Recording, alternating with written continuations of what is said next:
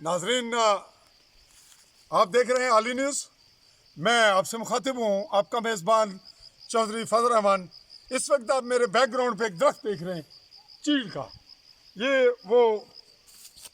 اس کو میں کہوں گا یہ معصوم پودا ہے. یہ وہ معصوم پودا ہے جیسے ایک بچہ ہوتا ہے، نوجوان نو عمر، وہ بچی ہو یا بچہ، اس کے لیے ہمیں شدید اذیت ہوتی ہے اگر اس کے ساتھ کوئی زیادتی یا ظلم ہو. یہ ہمارے جنگلات کا بچہ ہے.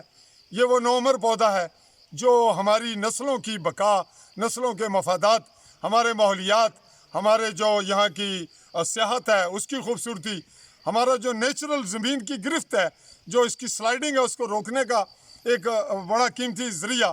اب ہم کیمرہ مین کو کہیں گے کہ ایسے ہی ایک درخت کی صورتحال پیچھے نظر آ رہی ہے، میں اس کی جانب آ رہا ہوں اور کیمرہ مین آگے چلے تاکہ ہم بات کریں گے. جی ناظرین، یہ دوسرا درخت ہے، بچہ بالکل معصوم. یہ اب اس پہ کیمرہ مین نظر رکھیں گے، آگے چل کے بالکل اس کو نیچے سے اوپر تک دکھائیں گے آپ کو. یہ ناظرین اس کی چوٹی تک آپ دیکھیں. ذرا کیمرہ مین پیچھے جائیں، ذرا سچویشن بدلی کریں آپ اور اس کو آپ دکھائیں. اس کا بیک گراؤنڈ ناظرین آپ دیکھ رہے ہیں.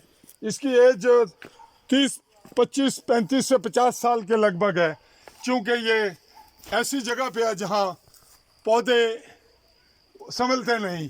بالکل یہ دیکھیں آپ، یہ دوسرا درخت ہے جس کی چوٹی چھوڑ دی گئی ہے. اس کی بقا تو خطرے میں نہیں، لیکن اس کی خوبصورتی مکمل ختم ہو گئی، اس کی طاقت. لیکن یہ جو دو درخت ہیں، یہ آپ دیکھ رہے ہیں، ایک یہ جس کو چھیلا گیا، اس کے چوٹی پہ چڑھ کے کٹائی کی گئی ہے، اور بالکل وہ دوسرا جس درخت کو ہم ٹچ کر کے آئے، یہ درخت اپنی زندگی کھو بیٹھے ہیں. یہ قتل ہے درخت کا.